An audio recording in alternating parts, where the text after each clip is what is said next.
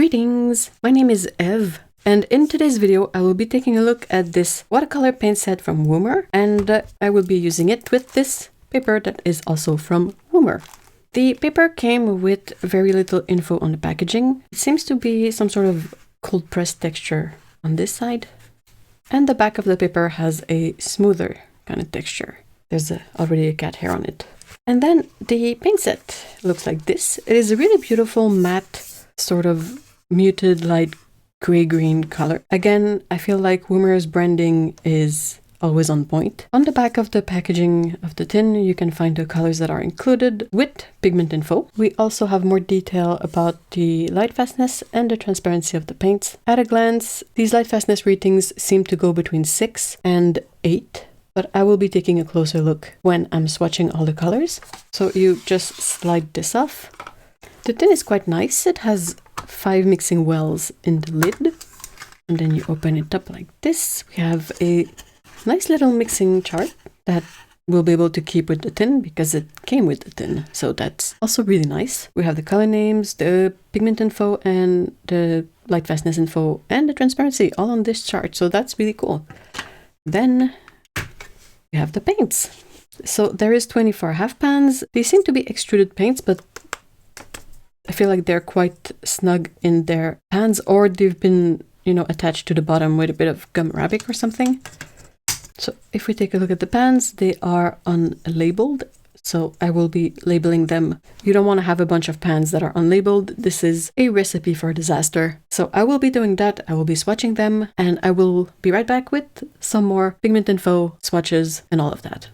So I did the swatches on the swatch card that came with the set, and these are the colors. At a first glance, it is a really interesting selection of colors. It is very vibrant. The colors are quite bright, and we don't get a lot of muted colors in there, really. Like the black, this green could be possibly considered a bit muted, but overall it's very, very punchy and very vibrant. If we look more closely at one of the colors, like the golden here. So the chart gives us the name of the color, the pigment, a rating for light fastness, and in the right-hand corner, you have the opacity of the color. So I think that's quite convenient. It's the same info as on the back of the wrapper. Now, I also did swatches on their own paper that came with this palette.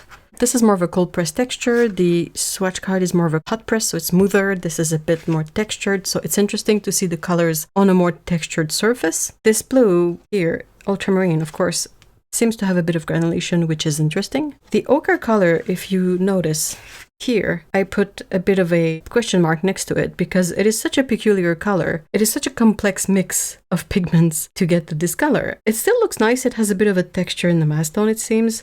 This brown here is really quite nice. I really like it. To be fair, I like all of these. In terms of colors for painting, these give you a lot of opportunity. Now, there's perhaps a couple of caveats. Like, I feel like the blues are all quite similar. So we have 3 of them which are very similar pigments. So that's PB15:0. This one is PB15:3, and then this one is again PB15:0. So technically those are the same pigment. They don't look exactly the same, but they're close. And we get the ultramarine, but it is not the most strong in terms of tinting strength. I also painted these on black paper just to see about their opacity rating. So if you look at this, all of the colors are fairly opaque, I would say. Now, some of them are labeled as transparent, like this yellow, but I'm not sure if I agree with that assessment. Same for the quinacridone violet here, or the violet. What is left on the black paper doesn't feel like a whitish deposit or something to me. It just feels like the color is sat on top of the paper. And even if this is not a paper that I like using, I've used it for quite a few opacity swatches, and when I swatch a color that is truly transparent on this paper, it's really difficult to tell what color it is. Here, I feel like it's quite easy to spot the colors and to figure out which one they are. So in that aspect, I think all of their colors are somewhere between semi-transparent and semi-opaque. And then when we look at the pigments here, so it's a bit of a mixed bag. I think the goal here seems to have been to go for vibrancy and not necessarily for light fastness. Even if these have a good light fastness to extremely light fast rating for most of these, there's a couple of 6s, which is light fast. Just light fast. 1, 2, 3 here. Then we have a lot of 7s. 9 sevens, and then for the most light fast ratings, there's 12 colors. I don't really know what to make of this, to be honest. From experience, there are some colors that are usually light fast, or rather there are some pigments that are usually quite light fast, like PBR7, and this one doesn't have the highest permanence rating, which it technically should somewhat. And then we have a lot of colors in here that are less resistant to light that rank much higher than I would have thought. Some of these pigments are not as common as others, so I don't have the info off the top of my head. Pigments that I remember seeing a lot, there's PY3, PY83, there's a PV23 here, PB15, PB29, and then we have a PG7. This one is a mix of PG7 and PY3, and PBR7 and PBK7. So that's all the pigments that I know are usually reliable and more common. There's quite a few pigments in here that I'm not as familiar with, like PY14, PO13, PR21, PR48:3, PR57:1, PR63:1, PV1, and then in the mixes, it's just more of these pigments that I listed above. Also, a good way to quickly test out the light fastness of some colors is to glow a UV light on them. I have a small UV lamp here. I will be lighting it up on these. This should be quite dark. And then if I... Oh, you can see here the quinacridone violet, the PV1 really lights up. And then the violet that has a bit of this one here also lights up. And there's no other color that reacts to the UV light. So our two suspects, I mean, it's not suspects. This proves that they have some sort of fluorescent dye in them. The PV1 and the PV1 again here, which is mixed with PV23.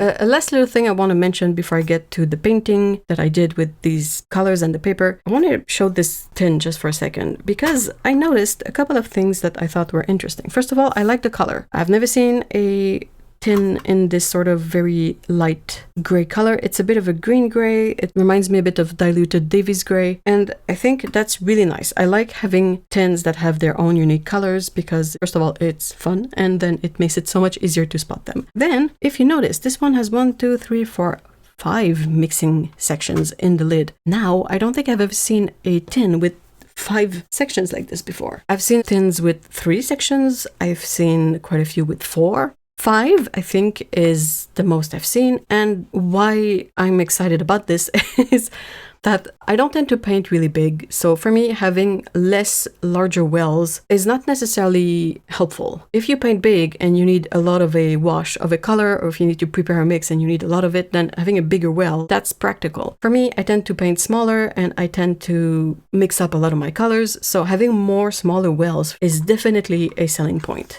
So I'm excited about that. The rest of the tin itself is pretty standard, but the bottom is flat. So that's another thing that I think is worth mentioning here because it is so difficult to find a tin that has a flat bottom. And why is this particularly exciting, you will ask me again. This is because you can then remove this tray and have your paints directly in the bottom of the palette, and they don't have to deal with this, like all the divots and the thingamajigs that you have usually, because I think the usual idea for a tin like this or any kind of tin is if you paint, you can remove the tray and use all the wells under the tray to mix more colors. But I don't think I've ever seen anyone do that. Most people will just leave the tray in the palette. Since it's completely flat, of course there's no thumb ring, but fine. I don't mind in this case. I have other tins with thumb rings if I need a tin with a thumb ring. But for this one, I am really happy about the way it is set up. Sometimes sets will have removable brackets, and I cannot say if this is one of them.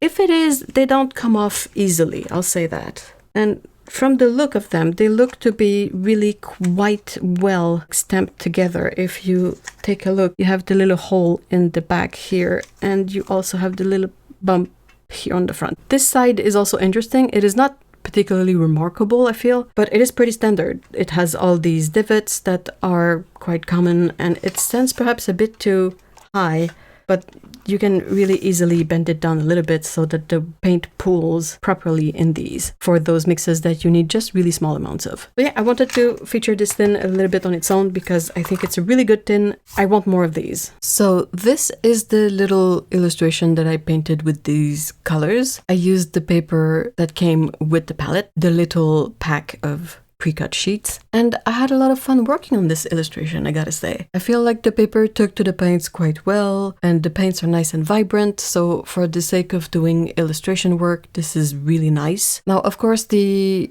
light fastness is the one thing here that's a bit of an unknown quantity, but if you do illustrations and the idea is to scan them in and go from there for any kind of print format, then you don't really need the most light fast of colors. As an extra tidbit, back when most of the advertising illustrations were done traditionally, they would use a lot of the time Winsor & Newton's designer gouache, because it is matte, so it is easier to photograph. And they would use all kinds of color that are no longer available today. But most of them were not light fast at all. And the fact that it was gouache also made conservation difficult, but conservation was not the point. The point was to make the illustration, take a photo of it, and then have that be integrated into advertising and all of that. I'm not entirely sure of the process of taking the original painting and making it into an ad. The point of paints being light fast or not is only relevant if you want to have the original painting on the wall.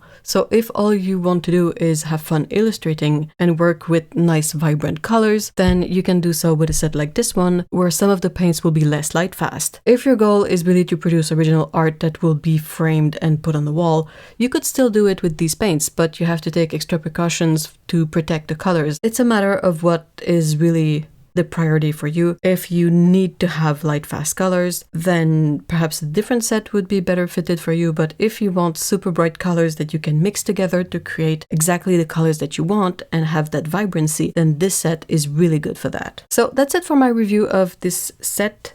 I hope this was helpful in some way. If you have any questions, you can write them in the comments below, and I will have all the links and all the info in the description of the video if you want to check this little set out. There is one last little feature that I want to mention because I think this is really interesting, but if you look at the WOOMER webpage for this particular watercolor set, you can see that they also offer the paints open stock, which is really nice to see and very refreshing in a way, because oftentimes you end up with a set that you don't really have a way to refill your favorite colors, but here it's very, very easy to do. It is the same listing and you can either get the full palette or you can get a replacement pan. Thank you so much, WOOMER, for sending me this set to try out. Thank you so much, guys, for watching this video, and see you all in the next one. Until then, take care. Bye bye.